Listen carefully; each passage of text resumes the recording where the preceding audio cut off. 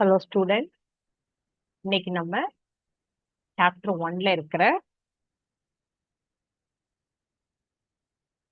அணிகள் அணிக்கோவைகள் அப்படிங்கிற அந்த கான்செப்ட்ல இருக்கிற ஒரே ஒரு பார்ட் மட்டும் மிஸ் உனக்கு இன்னைக்கு இன்ட்ரோ கொடுக்க போறேன்.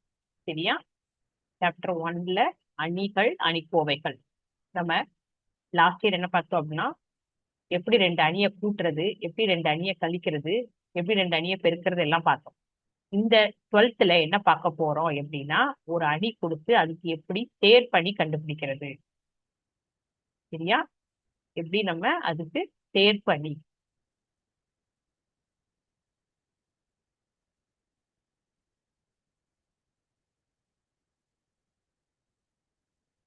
அப்படின்னா இங்கிலீஷ்ல அட்ஜாயிண்ட் அப்படின்னு அர்த்தம் உனக்கு.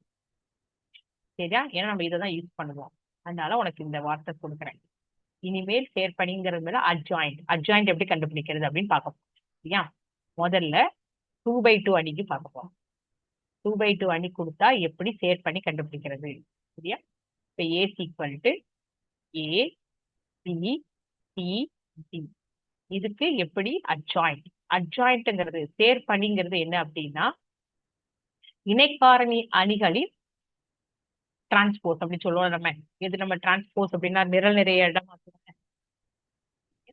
அதனால அப்படிங்கிறது என்ன அர்த்தம் அப்படின்னா, இணைக்காரணி அணி. இணைக்காரணி அணின்னா என்ன அர்த்தம் உங்களுக்கு? ஏஐஜி கேபிட்டல்ல போடுவேன். அவனுக்கு நிரல் நிறை மாத்துறது டிரான்ஸ்போஸ் அப்படின்னு போயிடும். இதுதான் அட்ஜேக்குள்ள டெஃபினிஷன். அப்ப இங்க 2/2 அணி கொடுத்தா எப்படி அட்ஜாயிண்ட் ஏ கண்டுபிடிக்கிறது, சேர் பண்ணி 2/2க்கு சேர் பண்ணி கண்டுபிடிக்கிறது அப்படின்னு பார்த்தா, இந்த அர்த்தத்தையா இந்த டைனல், இந்த ரெண்டு டைனல் அந்த எலமெண்ட்டை வந்து நீ என்ன பண்ணணும்னா பிளேஸ் சேஞ்ச் பண்ணும். இந்த டைனல் இருக்கிற எலமெண்ட்டை வந்து இடத்த மாத்திடும். இந்த டி அங்க பேருன்னு இந்த ஏ எங்க ஆப்போசிட்டா இருக்கிற டைன்ல இருக்கிற உறுப்புக்கு வந்து புரிய மாட்டோம். இதுதான் உங்களுக்கு சேர் பண்ணி 2/2க்கு சேர் பண்ணி. இதே இது 3/3க்கு சேர் பண்ணி கண்டுபிடிக்கணும் அப்படின்னு சொன்னா, நிச்சயம் உனக்கு ஒரு எக்ஸாம்பிள் கொடுக்குறேன். 3/3க்கு சேர் பண்ணி எப்படி கண்டுபிடிக்கணும் பார்க்கலாம்.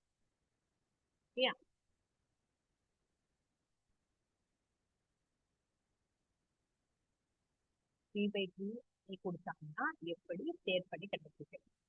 ஒரு 2 3 1 -1 0 5 3 4 1. இப்ப இதுக்கு எப்படி நம்ம சேர் பண்ணி கண்டுபிடிக்க போறோம்னு பார்க்க போறோம். சரியா? அட்ஜாயிண்ட் செகண்ட் ரோல இருக்கிற செகண்ட் எலிமெண்ட்ல இருந்து ஆரம்பிக்கும். காலம்ல எழுது. அதுக்கு ரைட் சைட்ல இருக்கிறத முதல்ல எழுது. அப்புறம் லெஃப்ட் சைட்ல இருக்கு. அப்புறம் எங்க ஆரம்பிச்சு அதுலயே இருக்கு. அடுத்தது செகண்ட் ரோ முடிச்சதுல தேர்ட் ரோ 4 ரைட் சைட்ல இருக்கிற எலிமெண்ட், லெஃப்ட் சைட்ல இருக்கிற இருக்கு. அப்புறம் திருப்பி ஆரம்பிச்சாரு. முதல் ரோல 3 ரைட் சைட்ல இருக்கிறது, லெஃப்ட் சைட்ல இருக்கிறது, அப்புறமா ஆரம்பிச்சது. இப்ப எந்த காலம் முதல்ல இருக்கோ அது அப்படியே திருப்பி எழுதிட்டு, இது என்னன்னா இந்த ஷார்ட்கட்னால உனக்கு என்னன்னா நீ என்ன பண்ண வேண்டாம் அப்படின்னா டிரான்ஸ்போஸ் எடுக்க வேண்டாம். சரி, இப்ப நம்ம எப்படி ஒரு 2/2 அணிக்கோவையை விரிவுபடுத்துவோமோ அதே மாதிரி விரிவுபடுத்தணும். சரியா? இப்ப இங்க ஃபர்ஸ்ட் இது போட்டிருக்கேன்னா, இதுக்கு எப்பவும் போல 2/2 அணி விரிவுபடுத்தவே இல்லை. 0 × 1 0 ரூல் படி மைனஸ் போடுவியா, அந்த மைனஸ் போடுங்க. அடுத்தது 4 - 3.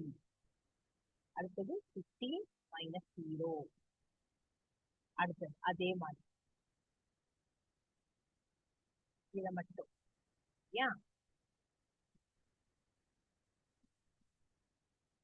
15 + 1 2 - 3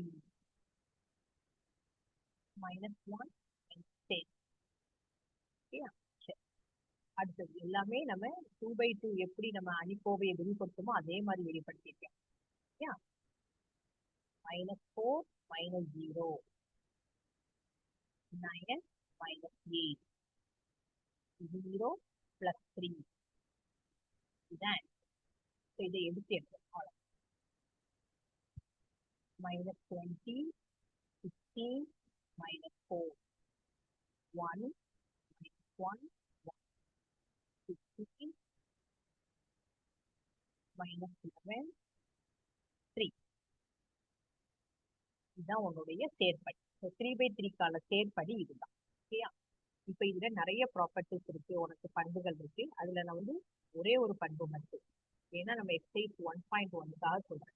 எக்ஸைஸ் 1.1ல முதல் கணக்குல 3 சப்டிவிஷன் இருக்கு. எக்ஸாம்பிள் நாளைக்கு நடத்துவேன். இதுல ஒரே ஒரு ஃபார்முலா மட்டும் மெயினா படிக்க போறோம். Adjoint of lambda A equal to lambda power n minus 1 into அடி.